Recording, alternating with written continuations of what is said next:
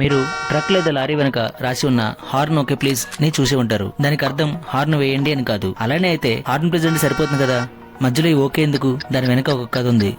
యాక్చువల్గా world war 2 జరిగినప్పుడు petrol మరియు డీజిల్ సప్లై తగ్గిపోయింది. దాంతో కిరోసిన్ వాడకం పెరిగింది.